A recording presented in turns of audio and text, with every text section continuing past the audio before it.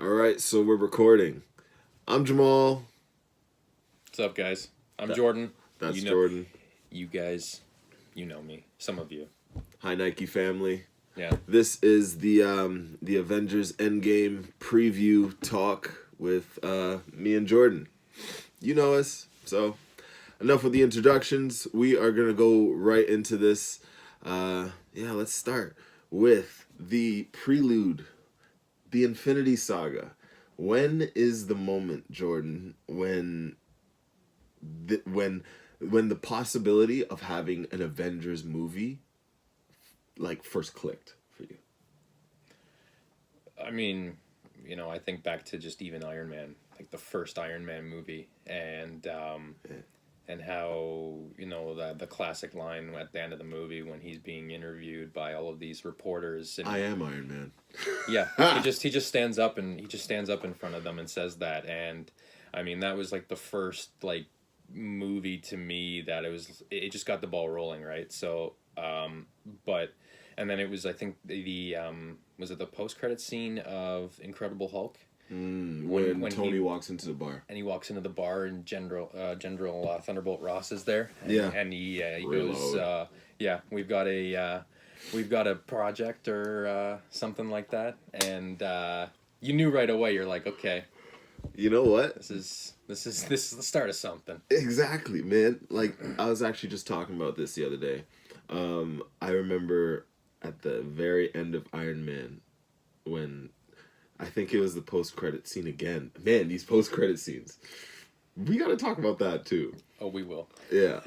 When I saw the post-credit scene of the first Iron Man, and I saw Nick Fury in Tony's apartment or Tony's house, and I was like, 2 seconds, he has an eye patch. Is that Nick Fury? Mm-hmm. I'm like, Iron Man, Nick Fury, put it all together, and I'm like, there's no way we're gonna have an Avengers movie. Like, Yeah. No, that possibility wasn't even in my head. No. Fast forward, we're at the fourth Avengers movie, bro. The fourth one. I can't deal with it. I mean, I just remember sitting in the theater with the first Avengers movie, and it just amazed me that we were actually seeing like the first real superhero team up. Yeah. In like film cinema history, with a big budget everything, and the fact that the six of them were standing in a circle. Oh my god. In Manhattan, yeah. All looking up at the sky with that epic music, and it was just like, this is actually real, and this is something that is happening. And just to think that we're already, the fourth Avengers team up movie it's unbelievable to think. I mean, you know what gets me about every single Avengers movie? It's not just the battle scenes. I mean, it very much is the battle scenes, because for some reason everybody just talks their shit and then they back it up in the battle scenes. Oh yeah. And I love that. But it's more like the character development in each movie for each individual character. Each character has such a good character arc. And we spend so much time with them in their individual movies, and having them interlock so seamlessly, like, I just didn't think it was possible, man. And we're here now, after an unprecedented 21 movies. This is the 22nd, and this is what it all amounts to. It's crazy to think of. It's absolutely crazy to think of. And just going back to what you were saying about origins and things like that, I mean, I do think that they've done incredible jobs with all of the origin stories. I think, just to see even somebody like a Thor, who, I mean, you kind of know what his origin story is, obviously with Norse mythology, all of that stuff, but like to see how kind of cocky and ignorant he was, and to realize that he's got to be more of this kind of symbol hope and strength and be more of kind of that leader. Mm-hmm. That was a nice arc as well, I thought. You know, of course. I don't think that the first Thor movie really gets enough credit. No, that's an underrated movie, actually. And I think just the way that it builds up, and I like Loki, how Loki's origin kind of is fleshed out in that as well. It really works well. So you see where they all come from. But I mean, for me, I think Captain America is kind of the pinnacle of. He's the heart of the MCU. He is, and that origin story right there, I think was, out of all of the ones that we've seen, is the best one to me.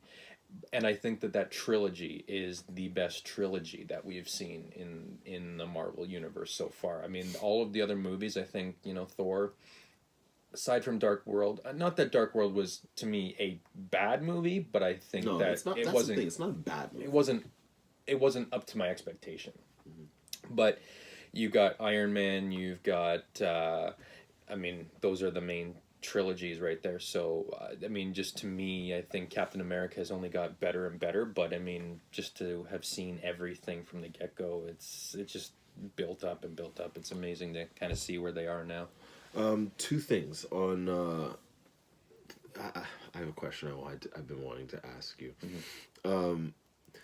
I think not a question, but like more of a comment on Thor in Infinity War. Remember when Thanos said, "Go for the head"? Mm-hmm. If Thor didn't have that arrogant past, would he have just gone for the head and got the job done? Because in my mind, like, if he wasn't so arrogant and wanted to, you know, talk his shit after to Thanos just before he snapped, that's a killing blow, bro. That's a killing blow. That's a good point, actually. But you had to talk your shit. So you see that little bit of arrogance in him pop up again. Mm-hmm. And I just noticed that. And for Captain America, I also wanted to ask you, what is the percentage that he dies? Okay, well, I'll touch on Thor first, because I don't want to start off with the Cap question right away. Yeah, of course. But I I think that's a great point that you bring up too, because I mean, he could have gone straight for the head and it would have been over and done with, but I think he wanted that moment to really kind of show Thanos that he was powerful enough to kind of defeat him. Yeah. And in doing so, he actually essentially messed everything up for the universe, right? It was his own arrogance that got in the way of him actually preventing the snap from happening. Yeah. And so, I mean, I think that he's become far more of a leader, but I think that he's always going to have that arrogance because he believes that he's kind of the OP, he's the strongest one. Yeah. And we saw it in the third Thor movie, right? Yeah, the Ragnarok movie. That there was the scene between Hulk or when he was talking to Banner once Banner was back into his human form, when they're on the ship there, and he's trying to log in, and it's the strongest Avenger. Yeah. and you know, Banner or Hulk basically said it was him, but Thor is like, no, it's clearly me. So I think there is still that kind of that arrogance about him. I think there always will be, and that's his flaw as a character. Yeah. And ultimately, I mean, you could see that as being a big key to Thanos being able to snap his fingers. To get into a little bit of the darker subject here, Captain America, percentage that he dies. Man, there's so many ways he could. I'm gonna go with a high percentage. I'm saying 95%. 95%. Oh man, even I didn't go that. I think that they're gonna be going for the emotional factor. They want to end kind of this storyline, and who better to, again, I guess, kill off, if you will, or end the storyline in a very powerful, meaningful way. Yeah, would be Captain America probably sacrificing himself in order to make sure that the universe is restored. Mm-hmm. And because that's always been his MO. Yeah. And even in the first one when he jumps on the grenade.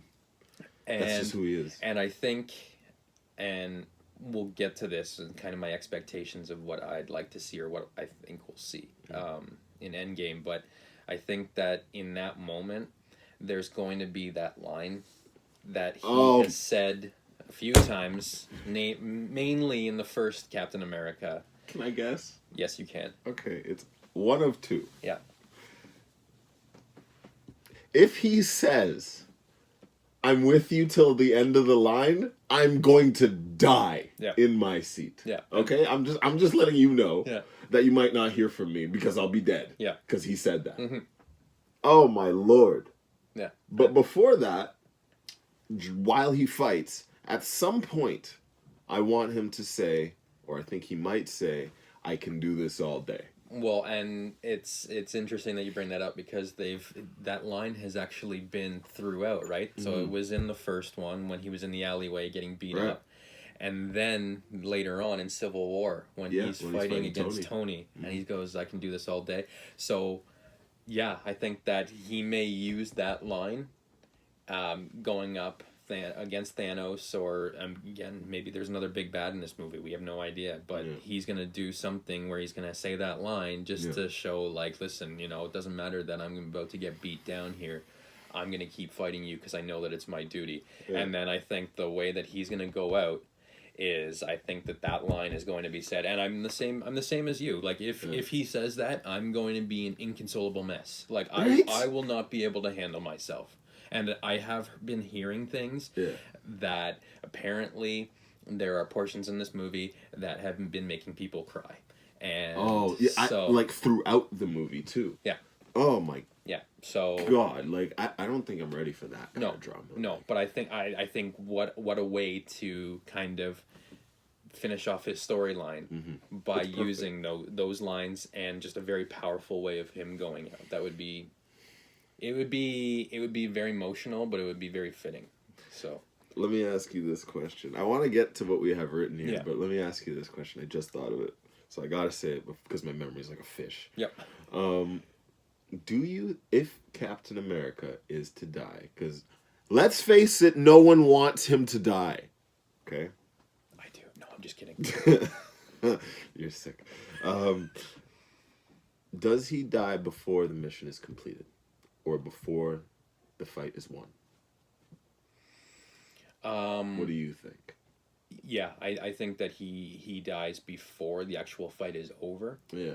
Because again, that's going to spur the rest of them on. That's exactly what I was thinking. They're gonna see him sacrifice himself in that way. And what it's going to do to not only the characters within the film, but it's what it's going to do to the audience as well. Everybody's going to kind of like almost rise up and be like, he's not going to die, or he didn't die in vain. Yeah. We are going to do whatever and they've even said that line in whatever it takes. Yeah. They're going to do whatever it takes to win this fight. Yeah. So, yeah, absolutely. Oh, that gives me chills, bro. Yeah. Oh, I'm not, like, I know I'm not ready, Jordan. Like, I'm going in, I'm going to take my bathroom break right before the movie starts, just like I was instructed to do by you-know-who. Yes. And I'm going to sit in that chair, think I'm ready, and be complete. It's going to knock me off my ass. Yeah. I know it. Yep. Well, I'm not prepared either. No matter how much I can prepare for this, there's no way I can actually prepare for this. No, there's no way. No. Oh God. Okay. So, what we have? Okay. What was your thoughts, like, as this snap was going on? Like when people started to disappear, like this guy actually did it. So the first time I saw it, I don't know if it necessarily hit me all that much. I was like it was just kind of and it was weird because I didn't think about it this way until I saw it a couple of times afterward, but like it was very almost like calm and peaceful in a way. And so I guess the first time seeing it, I was like, oh, well, I mean, okay. sure, I mean, they're disappearing, but it's not like it's like a brutal thing or anything like that. Right. And I always have had in the back of my mind, I'm like, okay, well, regardless, they're coming back because you know Right. you've got some of these characters who are supposed to have sequels coming up, so like Right, you right. can't just snap them and then they're gone Of course. forever. So I mean, I took that into account. So, but when I watched it, like the second and the third time, it was almost like that peaceful, calm portion where they all of a sudden just kind of disintegrated. It actually played more of a relevance, and I think it was more symbolic of, or not symbolic, but I think it really kind of added to the effect that these people actually just straight up disappeared. Yeah. And it was meant to be kind of a peaceful thing, but in a more like haunting way, where it was kind of eerie. you were supposed to sit there in silence and contemplate what was going on.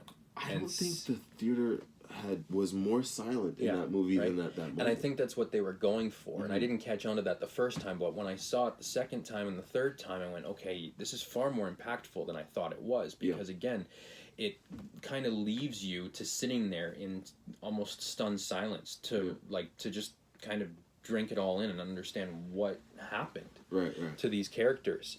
And again, I even since then, I've still obviously had the idea that these characters are going to be coming back. So, of course. At least we think they are. I mean, they could throw a huge curveball in Endgame. I mean, of course, yeah. And all of a sudden, this is all speculation. Yes. I have nothing to go on. I swear. We're not paid by Marvel. Yeah. Or else we'd have a studio. I'd like to be. Kevin Feige. Or no, So, I guess we got to talk to Disney. They'll pay us. Yeah. Anyway, so yeah, I think just that sitting with that, it's tough. And again, being in kind of the I guess being those characters within that film, if you had actually physically been going through that, what would you be feeling? And again, it was, Thanos said he was going to snap, he was going to get these, and he was going to do it, and nobody believed him, and then he did, and then it was the realization that oh my God, he actually did what he said he was going to do, and we've lost. Like, it's the first time the Avengers lost a fight. Like, I remember having the feeling when Age of Ultron was starting and they started with that Avengers sequence of them just kicking ass. I remember the feeling now. I was like, oh, okay, so these guys have been kicking ass this entire time. Fast forward, this is the first time they got their ass handed to them. Like, handed to them. Thanos beat every single one of them. And I was like, okay. Really without a sweat. I mean, there was the scene on Titan where they like teamed up, but even still, I mean, it took all of their efforts, everybody that was there, to just like make him like freeze for a moment. That plan is underrated. I think that plan they had, like, people give Star-Lord a lot of shit, but that was a fucking good plan. Oh, and by the way, I thought I'd bring this up. Mantis was smart. She was the only one that went for the head. Yep. Oh! Only one that... Oh, yep. I bet no one said that. So, okay. Yo, actually, there's another question that just popped in my head, and I have to ask you. I have to ask you, right as it comes to me. When Thanos fought Hulk in the Infinity War, he only had one stone. It was the purple one, right?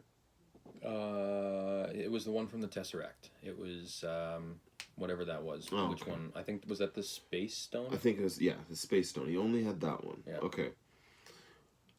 With just that stone, replace this Hulk with Edward Norton's Hulk.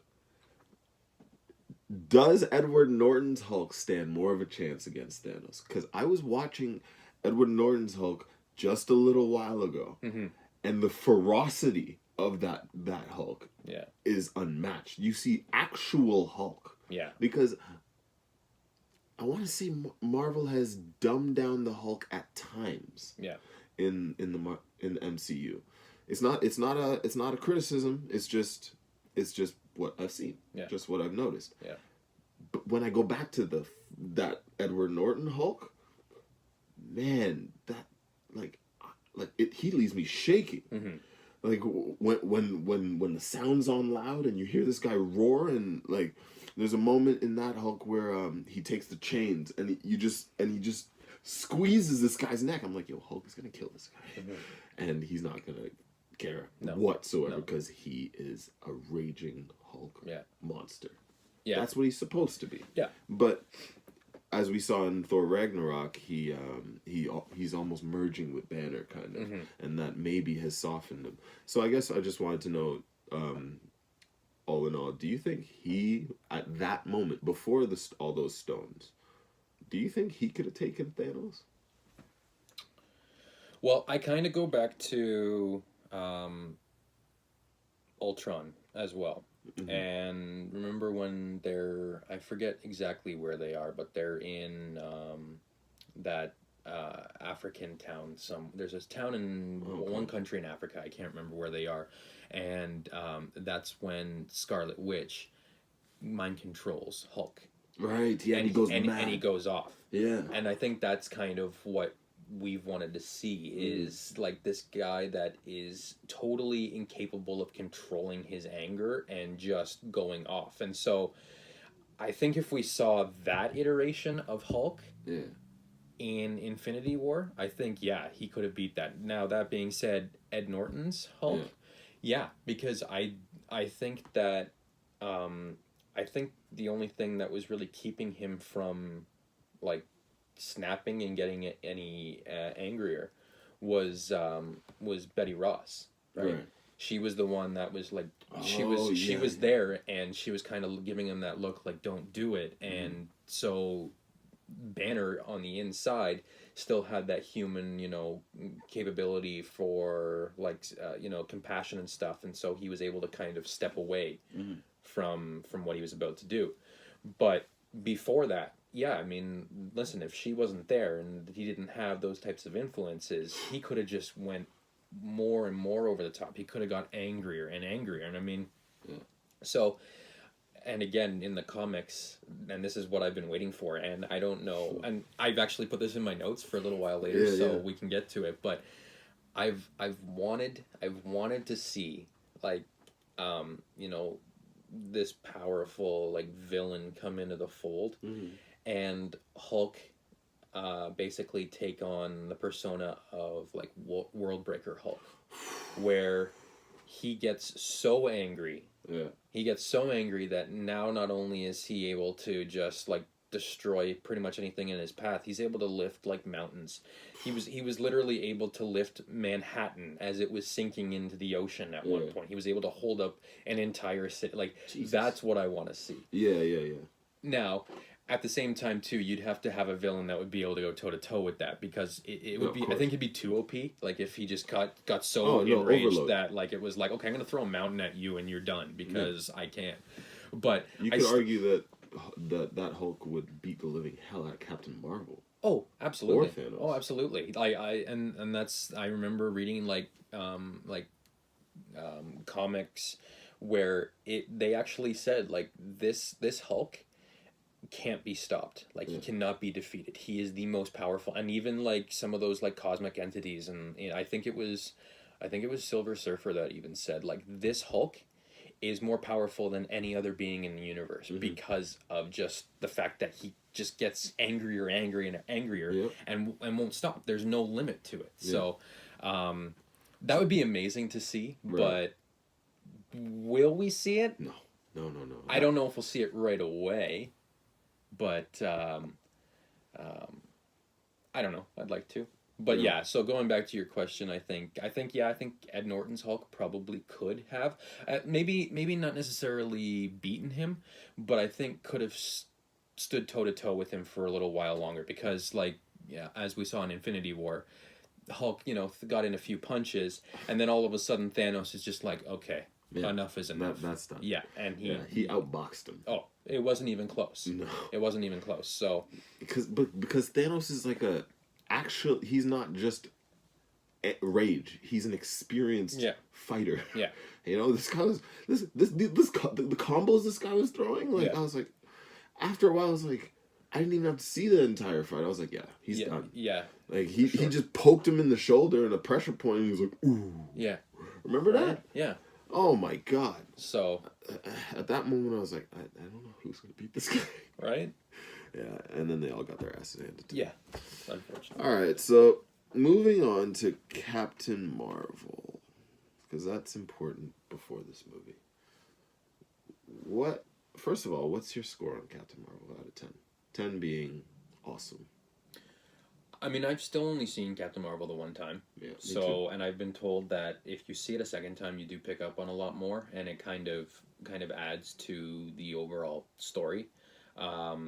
So I'm basically just kind of ranking it on the fact that I've only seen it one time. Right. I thought it was fine. Okay. There were parts where I had fun with it, and you can definitely see kind of where they want to go with the character. With that being said, I don't necessarily believe that it's kind of up there in either the first or kind of second tier Marvel movies. Like, I do think it kind of is a little further down.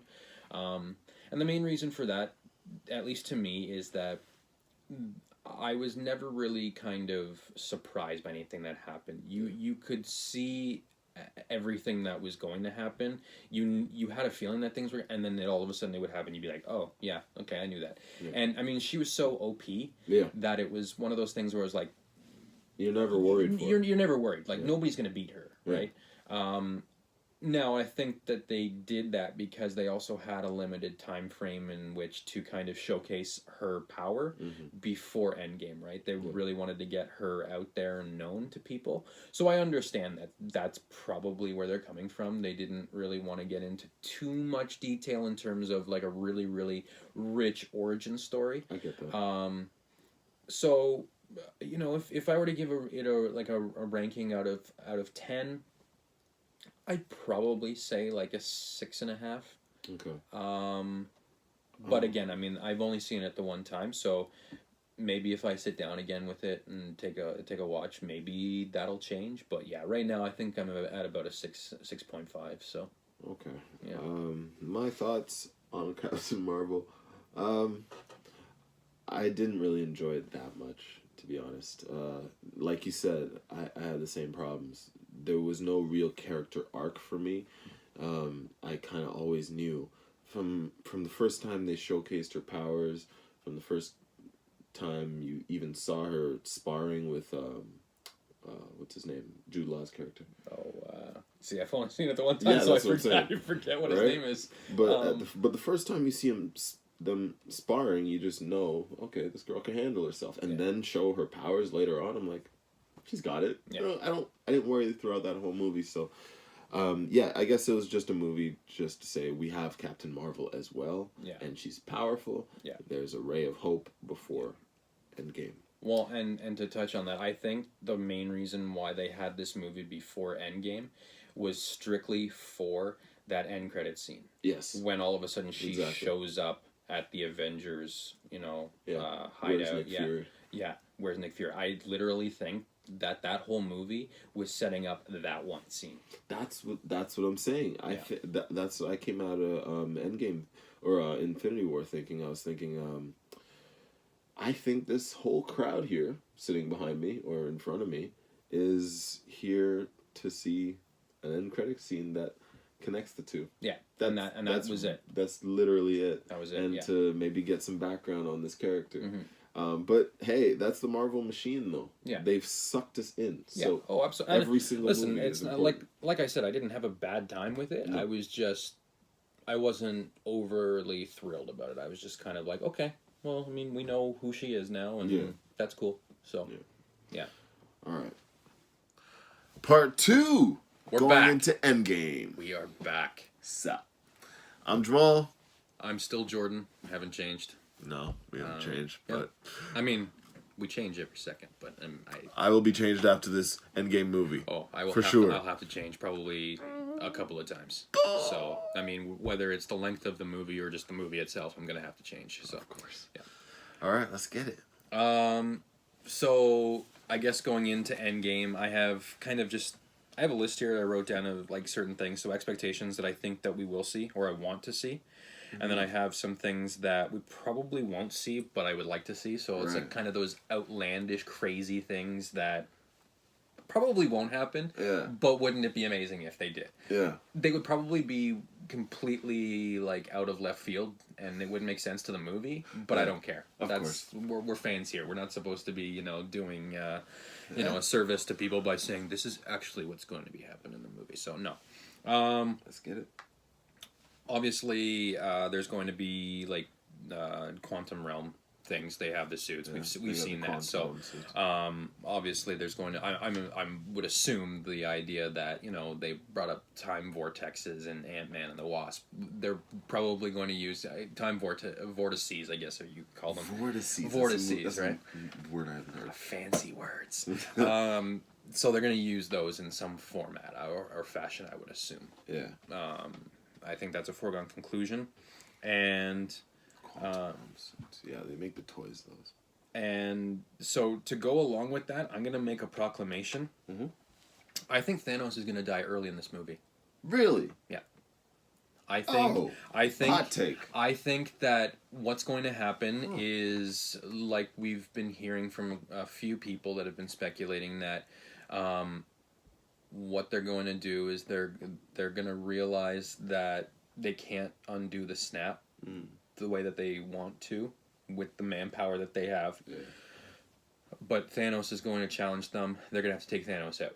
So they're going to kill Thanos, and then they're going to be right back to square one, and they're going to be... And that's where I think there's going to be a bit of a time lapse, where it's going to be some period of time later, because, again, we do see Black Widow with the short blonde hair, and then we see her with the long red hair. So I'm assuming that, obviously, some time has passed, but I think that, like, to begin the movie, they're going to go after Thanos. They're going to be like, listen, we can't let this stand. What we've seen in the trailers. And that's what we've seen in the trailers. I think they're going to go after Thanos. They're not going to be able to undo the snap, but he's going to challenge them, and they're going to have to take him out. And because he's now, I think, weaker, I think that initially there's still going to be a bit of a struggle, but I think that they're going to rally together and they're going to kill him. In the first act. In the first act, or... I mean, I think in the first, hour, I think you're going to see that. And then it's just, again, because I've been hearing that it's a lot of, character development in the first couple of acts, or at least, the first 45 minutes. So I think that that's what you're going to see, is it's going to be a lot of people looking kind of inward at themselves and going, what happened? How do I live with this? Because at that point, they're not going to have any real... They're not going to have any real options to undo the snap, right? Yeah. They're going to defeat Thanos and then go, we weren't able to do anything, and that's it. Do you think that's where Captain Marvel gets humbled? Yeah. I think because, again, in that clip that we've been seeing where she goes, let's go after him. Let's use them against him. And let's talk about that for a second. Yeah. Because in that clip that I saw, I was really off. That put me off a little bit. And maybe it's my little bias against Captain Marvel because I didn't really enjoy the movie. But that put me off a little bit. When she says, well, let's go after him. I was like, hold on. You haven't fought this guy before. I understand that you're powerful. But I was like, hold on. Who do you think you are? We've fought this guy before. Yeah. You haven't. I understand that. And this is what really put me off, when she's just like, well, you didn't have me. I was like, yeah. Oh, here we go. Right? I think she gets humbled hard by Thanos. Yeah.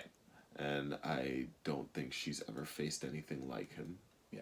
And I think she's going to be a little bit put down by that. Yeah. No, I don't know how she bounces back, though. I absolutely agree with that. And I think it's important, and maybe that's where we get kind of the character arc for her. Exactly, maybe. Is, again, she's had no reason to believe that anybody can beat her. No. She has basically the power of an Infinity Stone, right? So she's the physical embodiment of this Infinity Stone. So she's been more powerful than any being that she's come into contact with. Yeah, so no wonder she's just going to be like, what's the problem? Yeah, so, Thanos, okay, who is this guy? Who cares? Doesn't matter. I've beat every single person that's come into my path. So why? And I think you can make that correlation with Thor as well. I was going to say that! When he's having that heart-to-heart with Rocket and on the ship there, and he's saying, I've lived for 1,500 years, and I've defeated twice as many people than that. And again, it was kind of that arrogance, right? It was, okay, Thanos is just another number that I'm gonna defeat. Yeah, we might have a bit of a skirmish, but whatever, right? And I think that Captain Marvel is going to kind of be the same thing, that she's never come into contact with a being that's more powerful than her. And so why would she have anything to fear? She's always won. So it's like, why would I change my mind or my thoughts about, how powerful I am? Yeah. And I think that the fact that Thanos was able to do the snap, even though Thor thought that he had won, was kind of his reckoning. It was like, listen, you can't be cocky like you were, because the fate of the world. You didn't end it, and what ended up happening was Thanos snapped half of existence out of or half of life out of existence. So I think you got that from Infinity War, and I think you're gonna see Captain Marvel maybe try to take on Thanos by herself, not knowing what he's capable of. And he's going to absolutely demolish her. I think so too. But I have a thought to combat that as well. I was driving one day, and of course I was thinking about Endgame. And I was like, wait a second. They got Iron Man. And he put up a decent fight against Thanos. Made him bleed a little bit, but still counts. More than anybody else. Exactly. Iron Man, Thor with Stormbreaker, and Captain Marvel. Yeah. And you're not even talking about Captain America yet. Isn't that a little bit of overkill? Like, Thanos is dead. Yeah. Like, for me, there's like, I remember someone did a Deadpool. You know who I'm talking about. Did a Deadpool of the people to die. Yeah. And I remember one of the comments or something, Thanos doesn't even die. I'm like, no. This guy's dead. It's like a 99% chance this guy is dead, because it's overkill. You have so much power there. Stormbreaker alone with the Infinity Gauntlet, it was a one-shot thing. Now you have Captain Marvel and Iron Man at full strength again, man. Yeah. So that makes me believe that there is something way more to this story than Thanos. Yeah. Because all those characters together, that's not even a challenge. Yeah.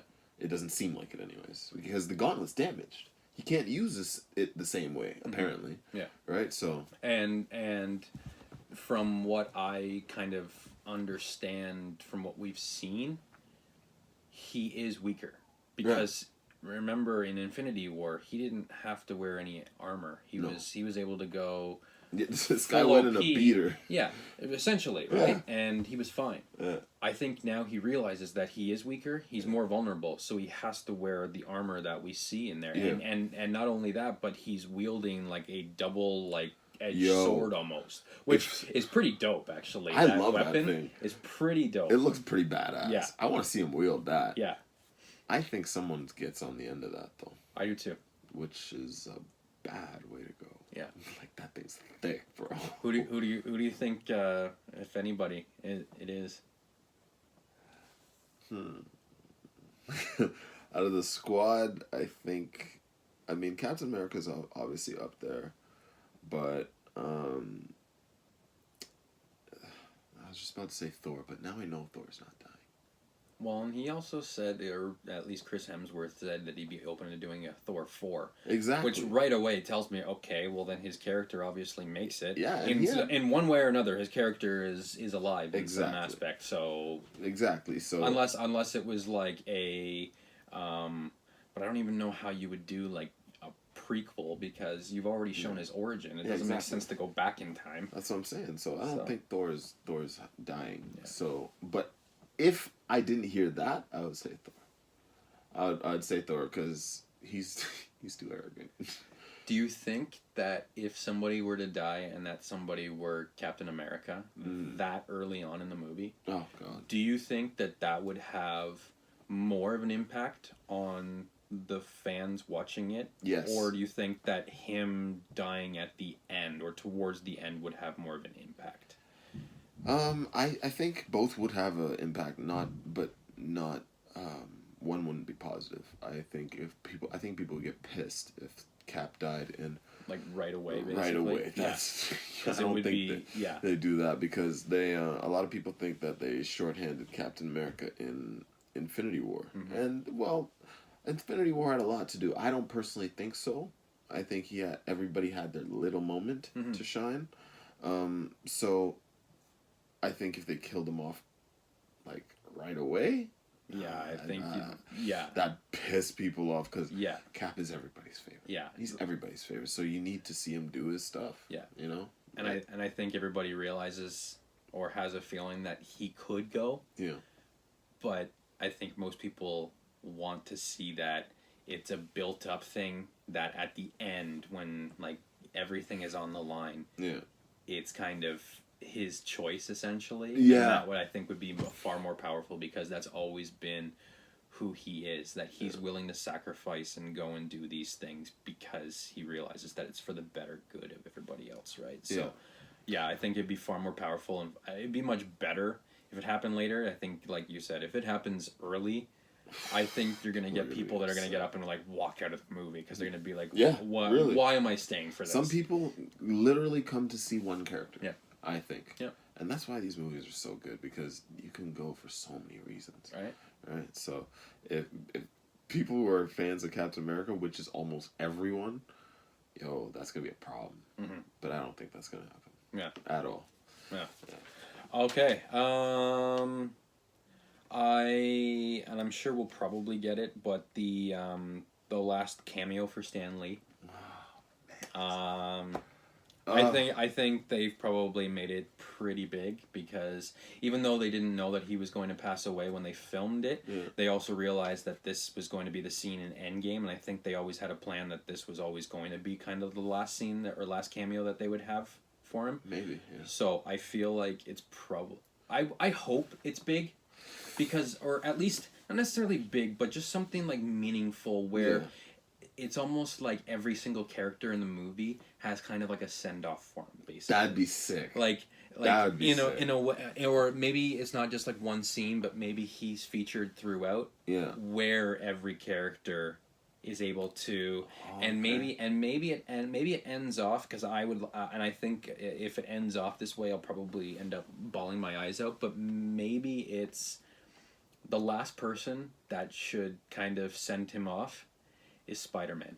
I think Peter Parker would be the perfect way to just, and I don't know how they would do it. No. I can't speculate. But I feel like if every single person was able to kind of almost like say their goodbyes in a way, and then it's Peter Parker or Spider-Man that kind of is the last person, I think that emotionally, I think would be huge. Spider-Man's because his boy. That's exactly it, right? Yeah. I mean, when everybody thinks of Spider-Man, I think they think of Stan Lee, and vice versa. I think when you think of Stan Lee, you think of Spider-Man because he was the first hero that comes to mind is Spider-Man for sure. Yeah, so I'd love to see that. I don't know if that will happen. I didn't even think of that way. Stan Lee cameo. Yeah, I don't know if I'd like to see him like throughout with every character, just because I feel like that could get it could. The thing about Stan Lee being a cameo is that it's a moment. Yeah, it's a moment. Right? Mm-hmm. So if you just keep filling moments with Stan Lee, that's like precious time away from the story, kind of. Because his face is so iconic and impactful, right? Yeah. But if maybe all the characters come back and like they do one of those Lord of the Rings endings where you see like a whole bunch of characters and how they've ended up after everything's resolved, and is Peter Parker going to the store or something, and Stan Lee is there as a store clerk. Yeah. Or here's it. So, one of the theories is that all of these souls that have been snapped from existence are in the Soul Stone. Okay. That's one of the theories, right? Yeah. What if Stan Lee was one of them? Oh, and, yeah. And Okay. because, again, the whole idea is in order to wield the Soul Stone, it's got to be a soul for a soul. What if, and this could be completely far-fetched, and it probably is, but what if, in order to basically help get all of these other souls out of the Soul Stone, Stan Lee has to stay behind? Either stay behind or basically give up his soul. I don't think it would be that. I think he would be part of like the ones that were snapped from existence, and he would stay in the Soul Stone, and he would say, "I want you guys to kind of." Yeah, he's like, I'm good. Yeah, I'm good. I'm comfortable. I want you guys to, you know. Oh wow. Avenge, you know. Oh, imagine man, something that's like poetic. that. If that happened, oh, I'd be a blubbering mess. Yeah, I of would course. be a blubbering mess because it would just be like that's the perfect way. You've got me. You win. Yeah. I'm gonna be crying the rest of this movie just thinking about this. Man, there's so Jordan, There's so much. There's so many ways they could. There's so many ways they could rip my heart out of my chest. Yeah, and I feel like they're going to do it in at least a couple of ways. Yeah. So I've heard people have been crying. So that's. Whether it's tears of joy or tears of sadness, I don't know what to say, but... I will definitely have tears of joy, for sure. Yeah. I know that. Yeah. That's happening. For sure. Obviously, I think there needs to be a big kind of reckoning moment between Tony and Cap. I think that there's going... And I would hope that that's powerful. Yes. Not just the scene that we've seen in like the trailer where it's like, do you trust me? Yes. I want something that, even if that is... part of that scene, I want there to be a bigger lead up where it's like, because again they ended on such bad terms. Ended up on such bad terms, and I think because they are two of, I would say, the top 3 characters within this universe, Thor being like the trifecta there. But I mean, those are the 2 guys. Yeah, it's Captain America and it's Iron Man, and I think those 2 have to have kind of that really kind of big moment where they have to come back together, realize that in a way maybe they were both wrong for what they had done or the way that they had gone about it, and really make up with each other. They have to have that in order to move forward, and it has to, and it has to be big. Like, it can't just be like a I'm sorry that I did that. Yeah, no. Me too. No, okay, let's go. It's got to be that real big heart to heart. Yeah, these guys almost killed each other, so they have to have that moment of reconciliation. And man, can we just talk about how the performances of these actors are insane? Because I mean, when I saw Tony say in that commercial, that trailer, "Do you trust me?" Mm-hmm. And then Captain America says, "I do." Mm-hmm. It's the way he says it. Right. The way they deliver lines, just like a 2-word line, it was perfect. So much conviction. Yeah. So much, and you believe that Captain America is saying he trusts you. Mm-hmm. It's like we are Tony Stark, and Captain America is saying, "We're going to do this together." Yeah. You, me, Tony Stark, and the audience. We're going to do this. When he says, "I do," I feel like everyone gets chills. Yeah. And it's the way he delivers that line. And man, I've heard that those performances, everybody brings it. Mm-hmm. That's what I've heard. Yeah. And I don't know, I guess that's just more of a testament to how excited I am for this, because of moments like that. Yeah. I can't wait for them to settle their differences, because man, even when you go back to Age of Ultron, Tony says, "That's the end game." He's like, "We'll lose." He says, "Then we'll do that together too." Mm-hmm. Man, the writing in these movies, bro. It's those subtle little lines in there. Oh my god, they give me chills. But I want to touch on that, like the acting that you mentioned specifically, and I never, like, when I heard that Chris Evans was going to be Steve Rogers' Captain America, I actually wasn't sure whether or not he could do it. Well, because he's Human Torch. And that's exactly it. I had his previous experience in acting. I was not sold on it. I thought there's no way that he's going to be able to bring this character to life. Not at all. He's the wrong casting. There's no possible way. And boy, was I wrong. Because honestly, from the get go, like, obviously there were special effects and stuff to make Steve Rogers like pre Captain America, little Steve Rogers. But just even his acting at that point, right? Man. He's this, down on his luck guy who just wants to help people. He just wants to make the world a better place. And he wants to be part of something. And he wants to be a part of something. And from you knew almost right away. You were like, oh, okay, this is him. This is Steve Rogers. Like he fits perfectly. Yeah. Right? And I don't know how he did it. Yeah. So I don't know how he did it. And obviously Marvel and Disney, they saw something in this guy that worked perfectly, because again, I mean, his Captain America compared to his Human Torch, it's night and day. It's night and now. Listen, but the thing is, he wasn't the problem with Human Torch. Right? Those Fantastic Four movies were garbage. They're terrible, man. Yeah, they're terrible. Yeah. But I believed he was the Human Torch. Yeah, he was not the problem. No.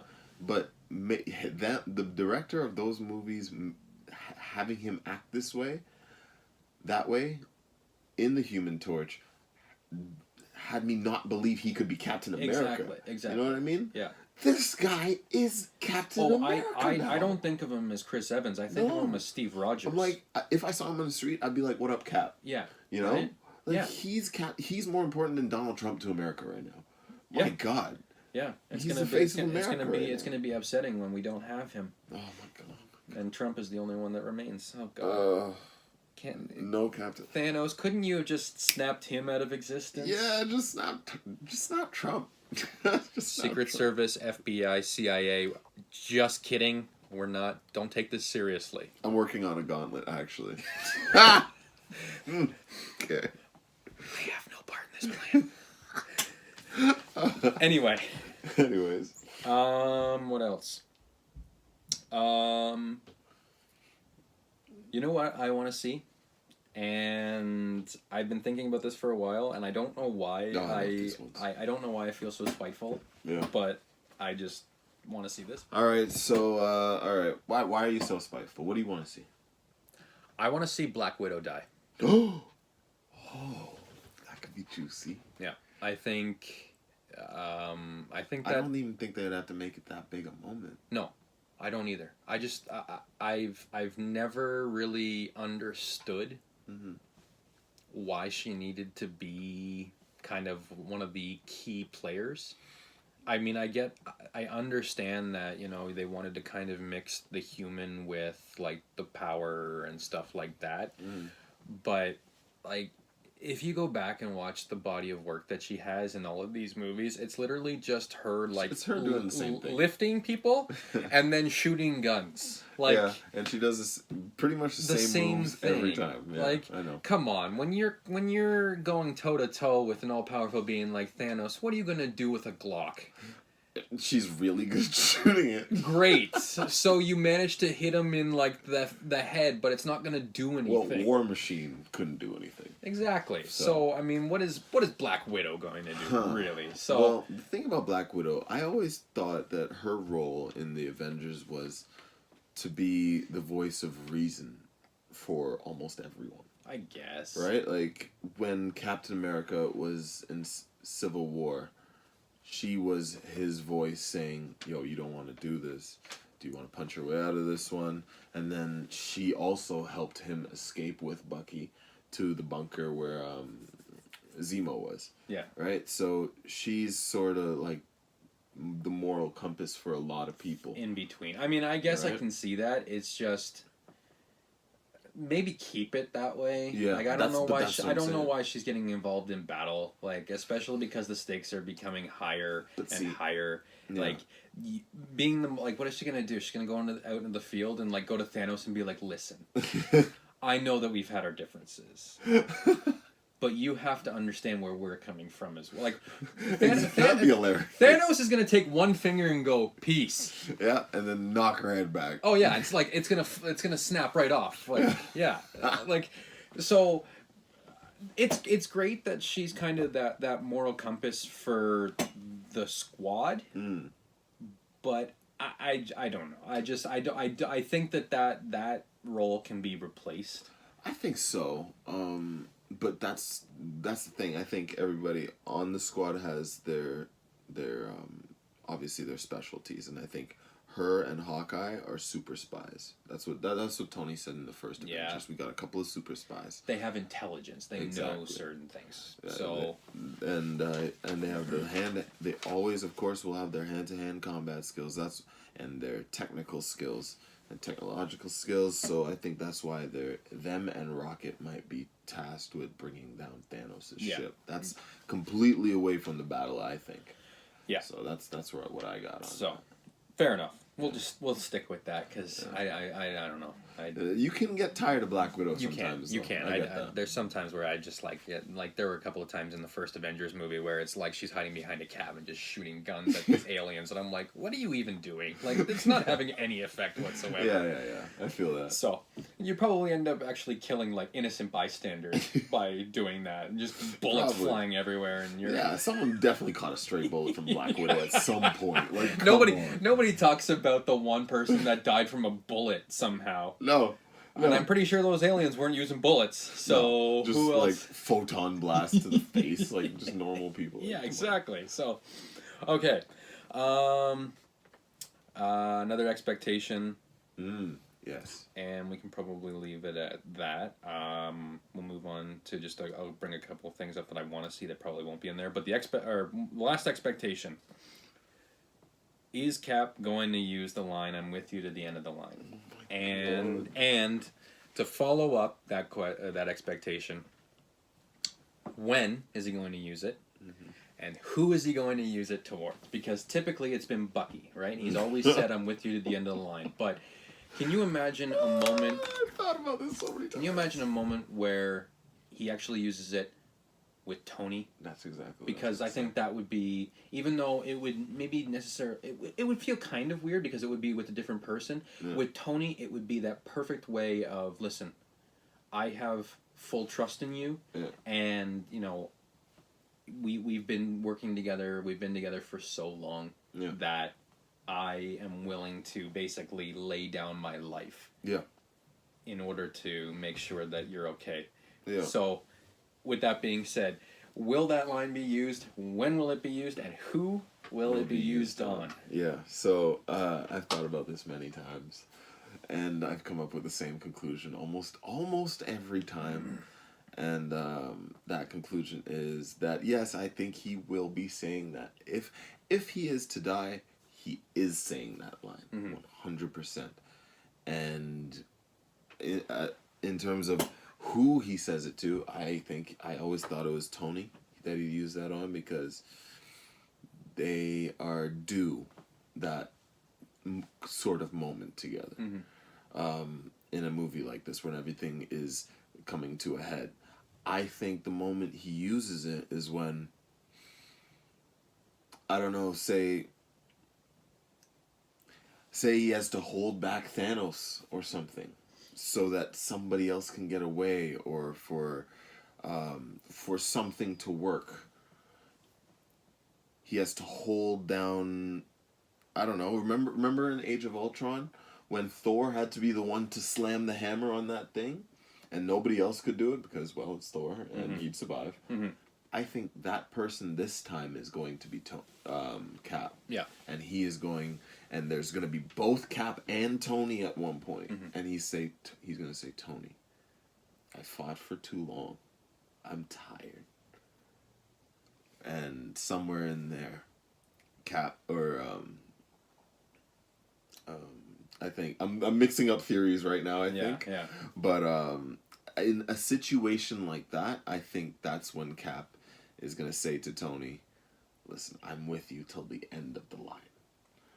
Yeah, like especially if Tony wants to be the one to sacrifice himself, he's never gonna walk Cap's away never from the gonna situation. let that happen. He's never gonna and do that. and if Tony is still bent on doing that, Yeah, Cap will do the same. exactly. He He's will not go, leaving. He'll go, fine. If you're gonna sacrifice yourself, I'm gonna do the same thing. That's the point I was trying to make. Yeah. I think that if Tony is in a situation where he's about to sacrifice himself for something to do with the mission, I think Cap is never letting him do that. No. And that's where that line comes out. Yeah.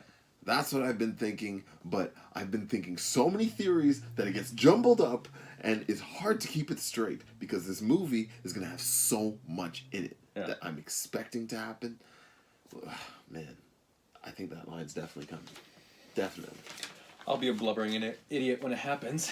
Bro, Because I know. Because I'm shedding tears. Because it will be the end of the line in one way or another, and I will. It's just going to be waterworks at a certain point, I'm sure. Okay, things that I'd like to see, we may not. Although this one is a possibility. Cap wields Mjolnir. Oh, man. Oh. He budged it before. He budged it, and that's what I'm saying is he worthy now for what he's gone through? That's what I was about to say. And he's gone through a lot. And will it be a moment like after he and Tony make up, where now all of a sudden he's like completely clear conscience, and maybe Thor's in trouble. And Thor's in trouble, and Thor maybe says somebody needs to wield this, and Cap is the only one that can. Oh, I didn't think about that. I really didn't think about that, but I'll give that maybe like I'll give that like a 35% chance in happening. Okay. Just because the character that Thor is, I think that might mess with people. Yeah. But that's not that far out there, man. Yeah. Because Cap's been through a lot, and everything he's been through has made us only love him more. Yeah. Everything Thor's been through, we're like, yo, you fucked up along the way. Yeah, exactly. You know what I mean? Essentially, like, you've messed up hard. Step aside for a second. Yeah. Let the adults do what they're supposed to do. Exactly. Let the person who's the most moral at this moment wield this. Mm-hmm. That's not too far. Yeah. I'll give it a 49.9% chance. Oh, that's high. Just below 50%. That's pretty high. It's just below 50, but okay. I think I'd love to see that. Again, I don't know if we will, but it's possible. Yeah. It's possible with the way that things are going. Okay, OP Drax coming back from the dead. We've seen Drax. He's literally Drax the Destroyer in the comics. Yeah, he is supposed to be this powerful. He's a guy that's supposed to be able to go toe to toe with the Hulk in some cases. There's no way that he'd go toe to toe with Hulk in that form. So when he comes back, if he comes back, but we're fairly confident that he will, along with all of the others. Of course. Do you think that because of the fact that he was snapped and maybe the Infinity Stones played a part, he will come back and now he'll actually be kind of the OP Drax that we think he can be, the guy that's really powerful? Again, it's not imperative for the story, I think. Yeah, no. But it would be cool to see. Yeah, of course. That would be cool to see. I would need some sort of explanation, though, that warrants that. It stopped again because of the... Oh, no. It's still going. Fair enough. Yeah. Yeah, no, I would need some sort of explanation as to why he is now that OP. Yeah. You know, because honestly, that is the one thing about the Marvel Universe that is a stain. It frustrates me. It's how it's frustrating how underpowered and how Drax is used. In the first Guardians of the Galaxy, his humor is refreshing because he's this fish out of water character, right? Yeah.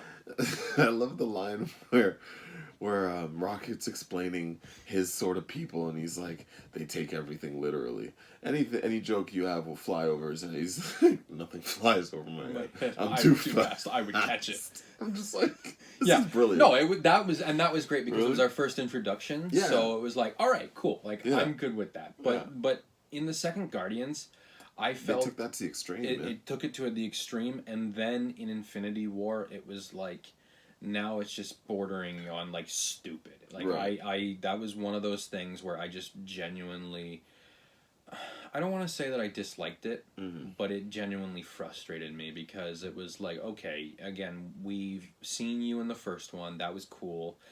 The second one, you really didn't need to be the comic relief again, but No. you were. And now we're into this movie that's supposed to be really, really serious. And although I understand that it is Marvel and we do need comic relief, it shouldn't be coming from you. No, of course not. You need to be serious now. And maybe that's all it is. Maybe once he comes back, maybe he's just more serious. Maybe they change his personality so that, okay, even if he's not necessarily as strong as we've seen him in the comics, maybe if he comes back and he's serious, it's like He's more of a badass. he's more of a badass. Cool. Yeah. I'm good with that. That would be actually a welcome change, and I'd be okay with that. But I don't know. That's just one of those things that it frustrates me, and I want to see.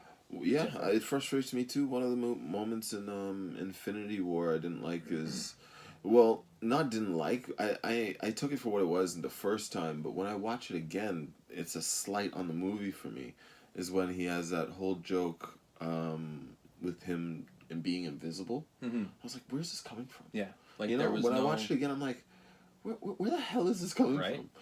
Like, what do you mean you think you're invisible? Visible. I am moving so slowly that I'm invisible to naked. Like That literally doesn't even make any sense. No.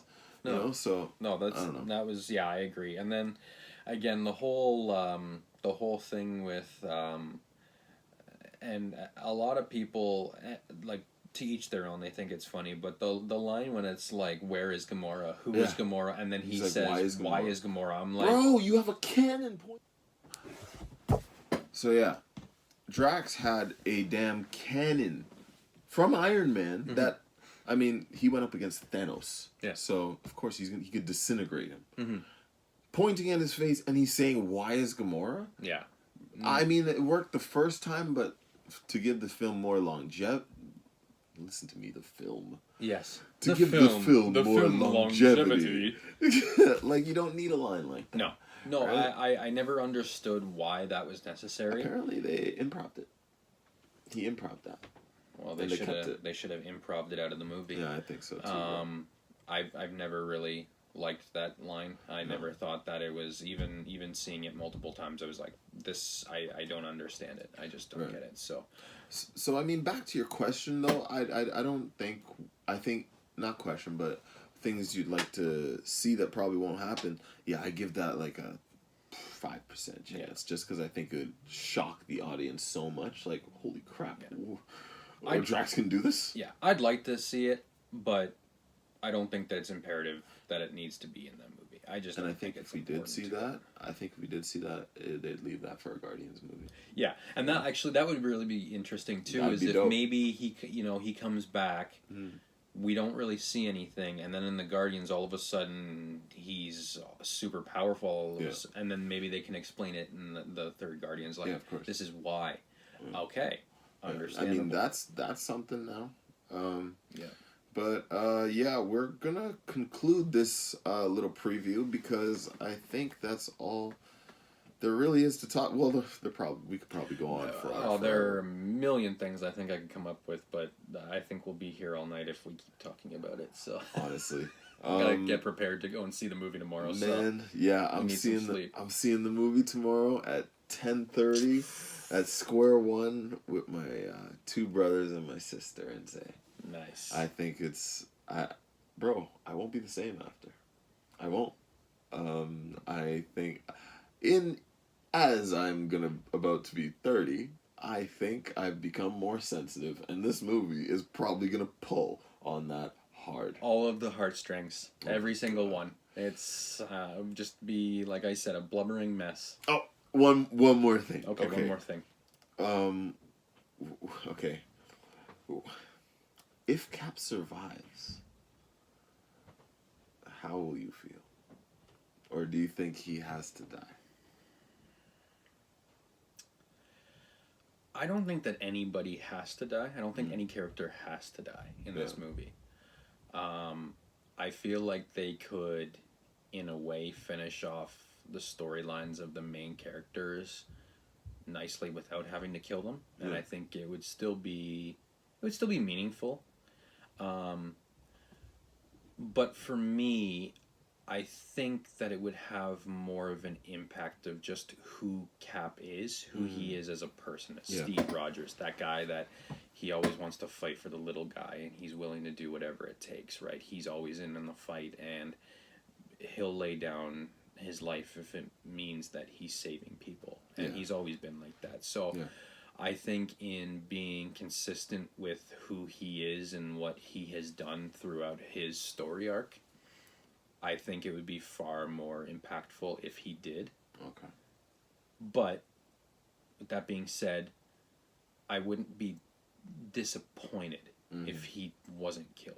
Right. I feel like maybe there's a storyline where maybe with with time travel he's able to go back to the 40s and live with Peggy and be with her. He's a man at a time. Exactly. So maybe he goes and does that, and that would be a nice way of wrapping it up. It wouldn't necessarily be as emotional, I don't think, but it would still be a good way of wrapping up his character arc. Like, and it maybe it even opens up the door. Like, hey, if you guys need me, I'm here. Yeah. But it's still like we understand that you have a life now, and you don't really want to do this anymore. We will only come to you if it's absolutely necessary.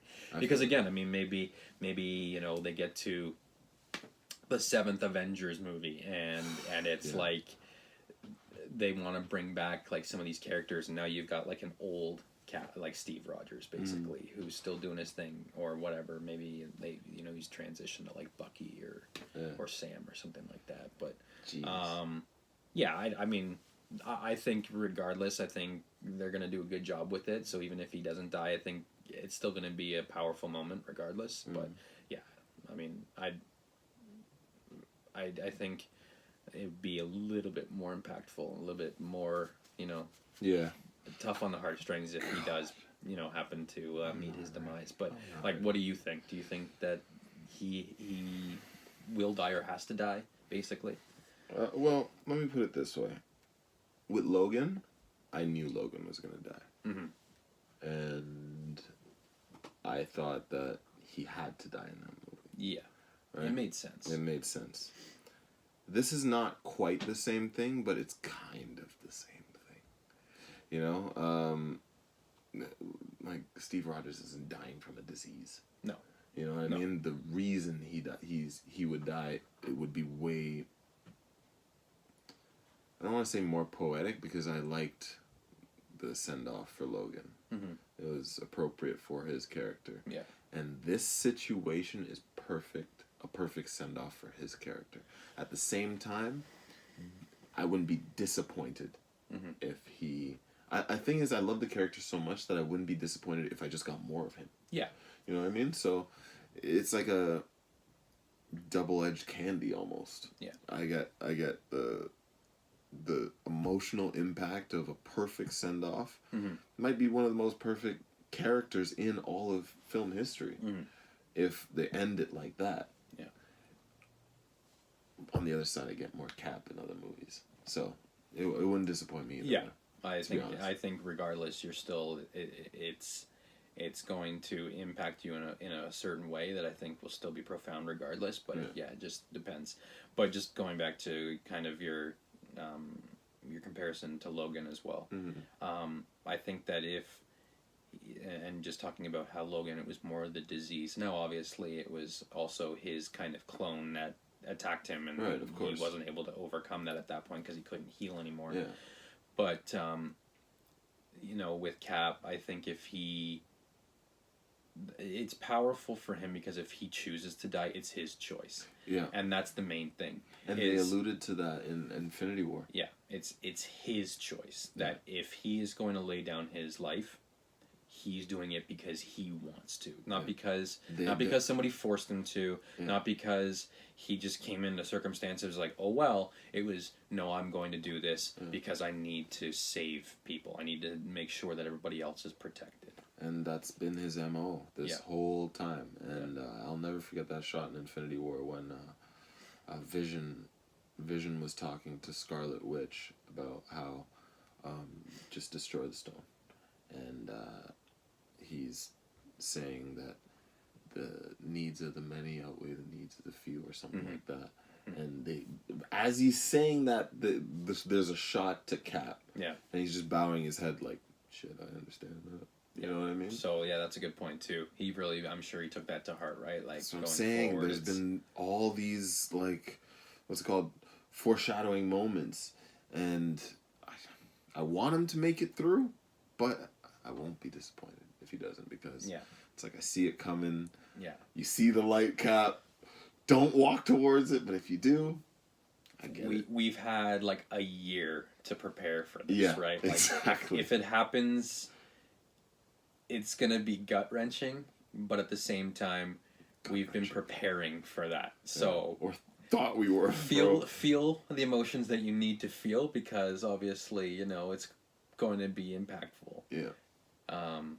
But at the same time, realize that it's going to be his choice if it does end up happening. Yeah. So, And I could take some solace in that. oh yeah, I'll be alright. and I think that'll actually help Mm-hmm. people get through it better. Oh man, there's some emotional people out there. They're gonna Yeah. need something like that. Realizing that it was him that chose to do it. Yeah. It wasn't because accidentally he got killed. It was he went out on his own terms, And I think that might actually be better for the kids watching too. Yeah. You know, because I keep forgetting, man. I keep forgetting that I'm like a 30-year-old. a 30-year-old, and there's like 15-year-olds that are Oh, going to man. see this. This is my Star Wars. I don't know about them. This Yeah. is my Star Yeah. Wars, right? Yep, our generation Star Wars. Oh man, this 22 films, 21 films. This is the 22nd. It's come to this. We're concluding this video. I'm Jamal. I'm Jordan. See you after Endgame.